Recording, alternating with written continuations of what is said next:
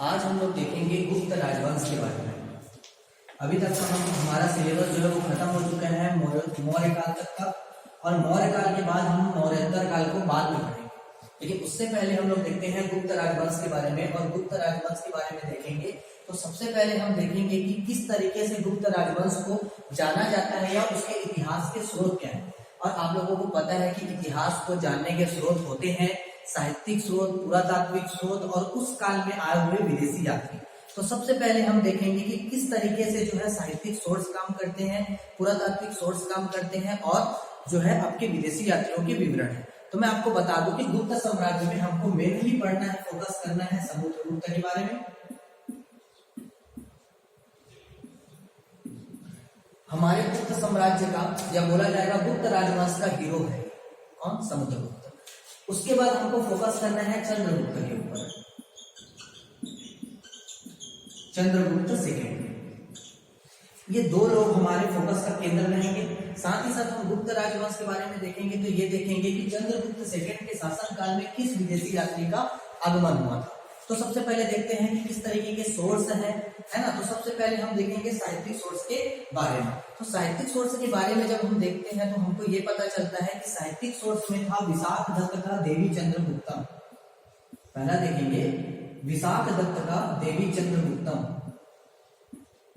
विशाख दत्त जो है नाम है और इनकी पुस्तक का नाम है देवी चंद्रगुप्तम।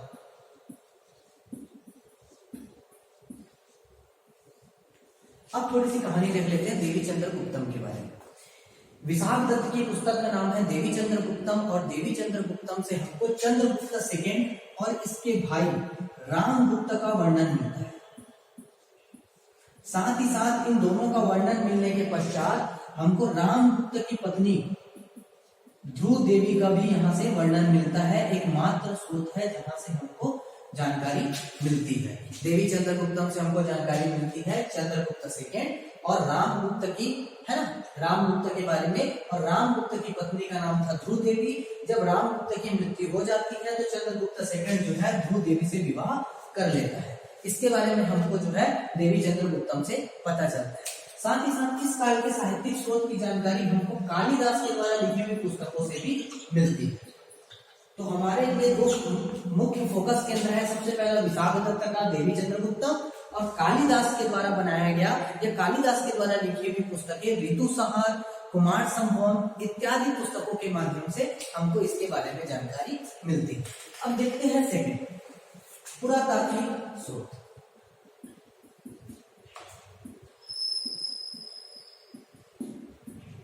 अब पुरातात्विक स्रोत देखते हैं तो हमको पता है ये हो गया अपना साहित्यिक स्रोत।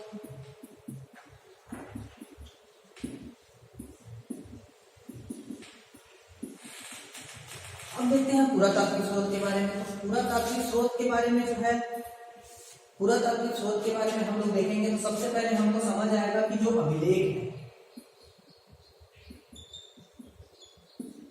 दूसरा सिक्कों के बारे में। तो आप लोगों को पता है, मैंने क्लास में बताया था कि किस तरीके से पुरातात्विक स्रोत जो है हमको उस राजवंश के बारे में या उस काल के बारे में हमको क्या देते हैं, जानकारी देते हैं।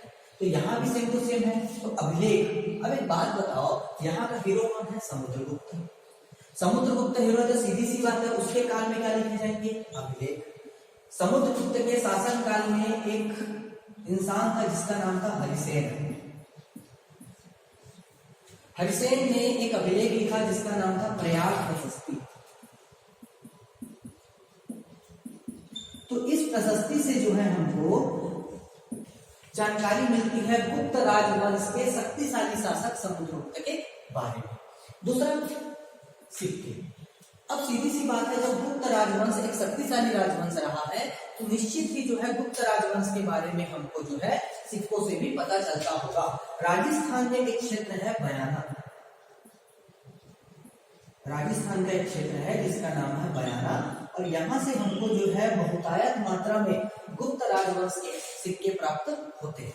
तो सबसे पहले मैंने क्या बोला, अभिलेख में देखेंगे तो समुद्रगुप्त के शासनकाल में था हरिसेन, और हरिसेन की प्रयाग प्रशस्ति से हमको जो है समुद्रगुप्त के बारे में जानकारी मिलती है। उसी तरीके से जो है सेकेंड नंबर में आएगा स्कंदगुप्त के शासनकाल में लिखी गई या स्कंदगुप्त के शासनकाल में मिली हुई भीतरी स्तंभ लेख और जूनागढ़ अभिलेख, ये दो अभिलेख जो है बहुत ज्यादा फेमस है। कौन कौन सा बोला? स्कंदगुप्त के शासनकाल में मिली हुई भीतरी स्तंभ लेख और जूनागढ़ अभिलेख। जब भीतरी स्तंभ लेख देखते हैं तो यहाँ से हमको जो है स्कंदगुप्त के शासनकाल में आक्रमण हुए हुण आक्रमण के बारे में जानकारी मिलती है। हुण जो है एक विदेशी आक्रांता था, ये विदेश से आए हुए लोग थे। तो हुण जब हमला करेगा स्कंदगुप्त के शासनकाल में तो उसके बारे में वर्णन होगा हमारे भीतरी स्तंभ लेख में। दूसरा आता है जूनागढ़। जूनागढ़ अभिलेख से हमको ये पता चलता है कि स्कंदगुप्त ने जो है किसका, सुदर्शन झील का जीर्णोद्धार करवाया था।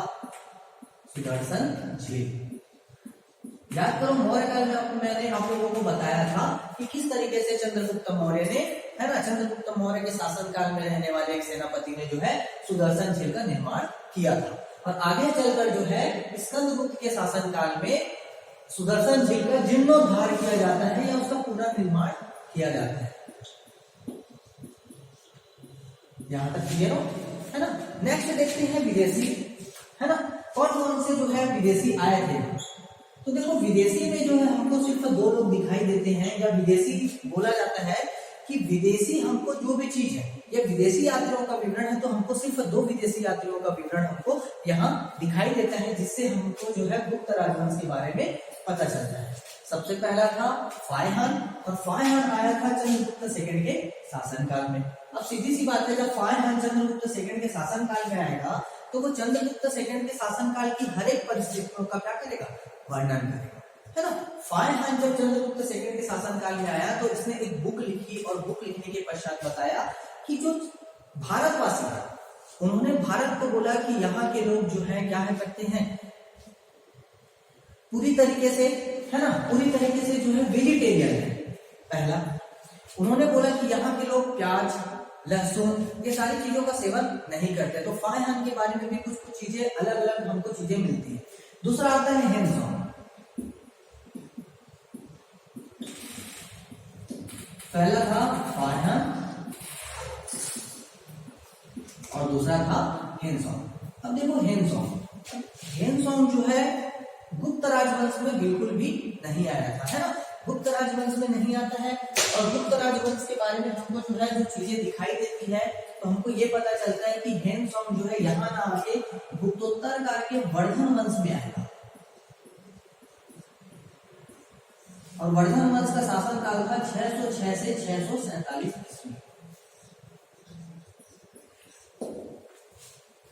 तो हमको एक चीज पता चलेगा, फायहान जो है वो चंद्रगुप्त सेकंड के शासनकाल में आएगा, हेनसोंग आएगा वर्धन वंश के शासनकाल में, जब हर्षवर्धन शासन करेगा।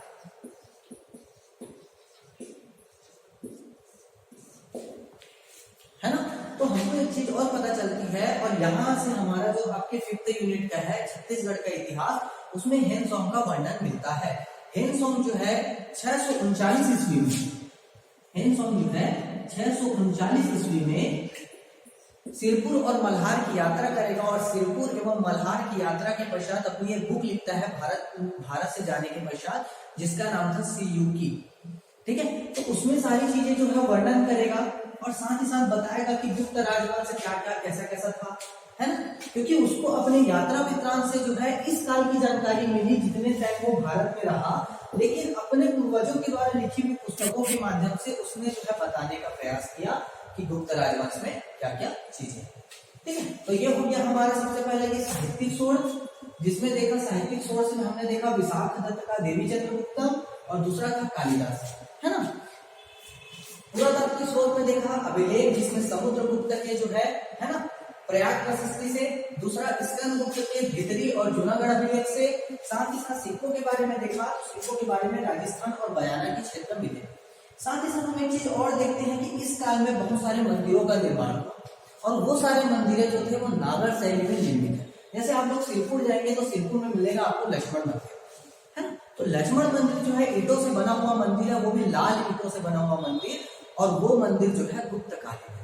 भले ही जो है छत्तीसगढ़ में उस समय जो है महाशिवगुप्त बालार्जुन का शासनकाल था, जो पांड्य वंश का, है ना, जो पांडु वंश या सोम वंश का जो है एक यशस्वी शासक रहा है, परंतु जब देखा जाता है कि जब गुप्त राजवंश, थोड़े से टेक्निकल इशू के कारण जो है वीडियोस बंद हो गए थे। हम कहाँ से, हाँ, जो सिरपुर का लक्ष्मण मंदिर वो बना जरूर था महाश्रीगुप्त बालार्जुन के शासन काल में, भले ही छत्तीसगढ़ में जो है सोमवंश या जिसको बोला जाता है पांडु वंश का शासन काल था, लेकिन हमारे उत्तर भारत में जो है गुप्त वंश का शासन था। और गुप्त वंश के शासन में ही जो है बना है ये सारे मंदिर, जिनमें था तिगवा का विष्णु मंदिर, नचना कुठार का पार्वती मंदिर, देवगढ़ का दशावतार मंदिर और कानपुर का भीतरगांव मंदिर। अब ये सारे मंदिर जो है हमको दिखाई देते हैं गुप्त राजवंश के शासन काल। तो हम इन सारों को जब देखेंगे तो हमको पता चलेगा कि ये मंदिर सारे के सारे जो मंदिर है वो नागर शैली में बने हुए मंदिर है।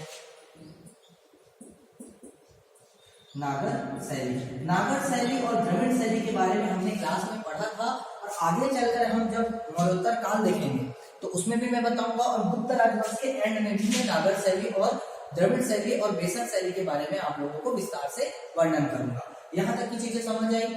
इसको आप हो सके तो स्क्रीनशॉट मार लीजिए 2 मिनट।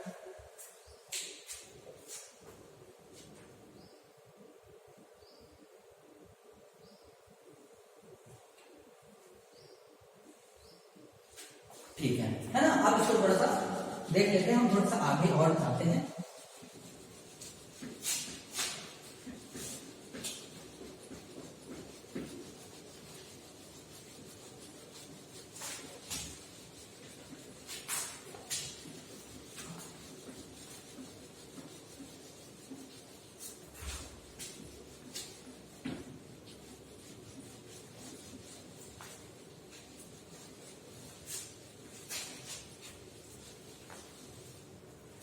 देखते हैं अब गुप्त राजवंश का इतिहास हम लोग स्टार्ट करते हैं कि कौन कौन से राजा आए।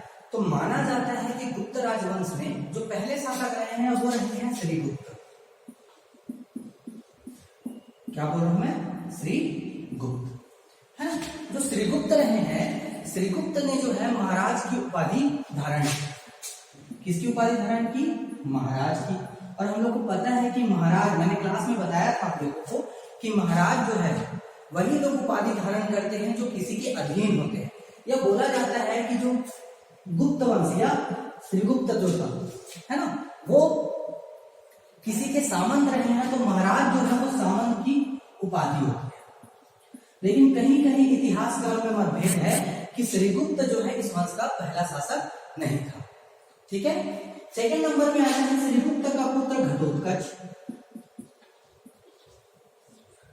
घटोत्कच है, तो घटोत्कच जो है सेकंड शासक। घटोत्कच जो है श्रीगुप्त के बाद जो है उसका पुत्र घटोत्कच शासक होता है। और घटोत्कच जो है यहीं से हमको वंशावली मिलनी शुरू होती है। और किसकी वंशावली मिलनी शुरू होती है? गुप्त साम्राज्य की वंशावली मिलनी शुरू होती है। उसके बाद जो है हमारा मेन शासक आता है चंद्रगुप्त। ये चंद्रगुप्त सेकंड नहीं है ना, ध्यान रखना, चंद्रगुप्त फर्स्ट। और इसको मौर्य वंश से रिलेट मत करना, चंद्रगुप्त मौर्य वहां भी पढ़े, है ना। इसके बाद आता है समुद्रगुप्त। समुद्रगुप्त के बाद आएगा आपका जो है रामगुप्त। रामगुप्त के बाद आएंगे आपके चंद्रगुप्त सेकंड। चंद्रगुप्त सेकंड के बाद जो है आते हैं कुमारगुप्त।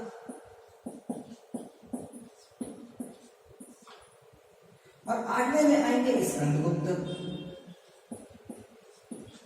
और यहीं तक हमको मेन फोकस करके ये 8 लोगों के बारे में पढ़ना है, जिसमें सबसे ज्यादा हमको पढ़ना है समुद्रगुप्त के बारे में, क्योंकि आपके सिलेबस का हिस्सा है। और दूसरा पढ़ना है चंद्रगुप्त सेकंड के बारे में। जब हम समुद्रगुप्त के बारे में पढ़ेंगे तो हम देखेंगे इनके विजय अभियानों के बारे में, है ना। विजय अभियान देखेंगे तो विजय अभियानों में हमको एक चीज समझ आएगी कि किस तरीके से समुद्रगुप्त ने जो है 12 राज्यों को जीता है। उत्तर भारत के 12 राज्य और दक्षिण भारत के 12 राज्य, है ना। और अब जो बाकी सारी चीजें हैं उसको हम लोग नेक्स्ट क्लास में पढ़ेंगे, है ना। इसी के साथ आज जो है ये सारी चीजें खत्म होती है। कल हम लोग देखेंगे स्टार्टिंग से चंद्रगुप्त सेकंड से लेकर स्कंदगुप्त तक की जानकारी।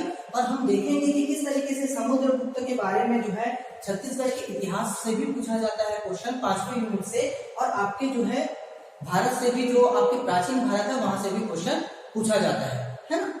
और दूसरा देखेंगे चंद्रगुप्त सेकंड जो है किस तरीके से जो है विशाख दत्त की देवी चंद्रगुप्तम से रिलेट होता है और देखेंगे कि किस तरीके से चंद्रगुप्त सेकंड के शासनकाल में, है ना, कौन आता है, फाया आता है। तो बाकी सारी चीजें हम लोग कल की क्लास में पढ़ेंगे। अभी आप देख लीजिए, कोई डाउट होगा तो आप मुझे पर्सनली मैसेज कर सकते हैं, है ना, मैं ग्रुप में ऐड हूं, आप लोगों को पता है, ठीक है।